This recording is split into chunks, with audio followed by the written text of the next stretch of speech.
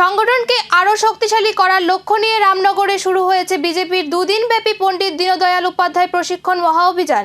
বিজয় কুমার বালিকা বিদ্যালয়ে আয়োজিত এই গুরুত্বপূর্ণ শিবিরে দলের একাধিক শীর্ষ নেতৃত্বের উপস্থিতিতে কর্মসূচি সূচনা হয়। এই প্রশিক্ষণ শিবিরে উপস্থিত ছিলেন বিজেপি রাজ্য সাধারণ সম্পাদক অমিত রক্ষিত, পাশাপাশি রামনগর বিধানসভা কেন্দ্রের বিধায়ক তথা আগরতলা পুর নিগমের মেয়র দীপক মজুমদার সহ দলের অন্যান্য শীর্ষ নেতৃত্ব ও কর্মকর্তারাও অংশ নেন। দলীয় সূত্রে জানা গেছে, কর্মীদের সাংগঠনিক দক্ষতা বুদ্ধি, বুথ স্তরে কার্যক্রম আরও শক্তিশালী করা এবং সরকারের বিভিন্ন জনমুখী প্রকল্প সাধারণ মানুষের কাছে আরও কার্যকরভাবে পৌঁছে দিতেই এই প্রশিক্ষণ শিবিরের আয়োজন করা হয়েছে। শিবিরে দলীয় আদর্শ, সাংগঠনিক কাঠামো এবং আগামী দিনের রাজনৈতিক কৌশল নিয়েও বিস্তারিত আলোচনা হয় বলে জানা গেছে। প্রশিক্ষণ শিবিরকে ঘিরে কর্মীদের মধ্যেও দেখা যায় ব্যাপক উৎসাহ।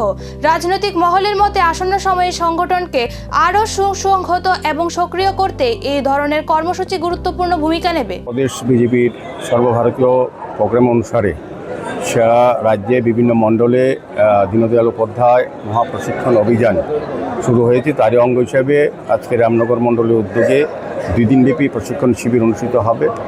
এখানে 8টি বিষয় নিয়ে বিভিন্নভাবে আলোচনা করা হবে। মূল উদ্দেশ্য হচ্ছে পণ্ডিত দীনদয়ালজি যে চাইছিলেন যে আমাদের উপযুক্ত আদর্শ কার্যকর্তা নির্মাণ করা এবং রাষ্ট্রের প্রতি তাদের আন্তরিকতা, তাদের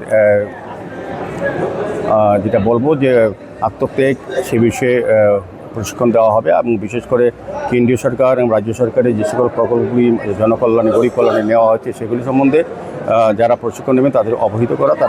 যারা যেহেতু মণ্ডল স্তরের বিভিন্ন কার্যকর্তারা আছে, জনপ্রতিনিধিরা আছেন, তারা যদি বুথ স্তরে গিয়ে সেগুলি আলোচনা করে সকল অংশের মানুষকে যাতে অংশগ্রহণ করতে পারে কেন্দ্রীয় সরকার এবং রাজ্য সরকারের বিভিন্ন জনকল্যাণ বা গরিব কল্যাণমুখী প্রকল্পগুলো অন্তর্ভুক্ত হবে। মূল উদ্দেশ্য হচ্ছে আদর্শবান কার্যকর্তা তৈরি করা।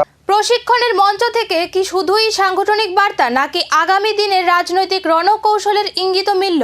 এখন সেই দিকেই নজর রাজনৈতিক মহলের।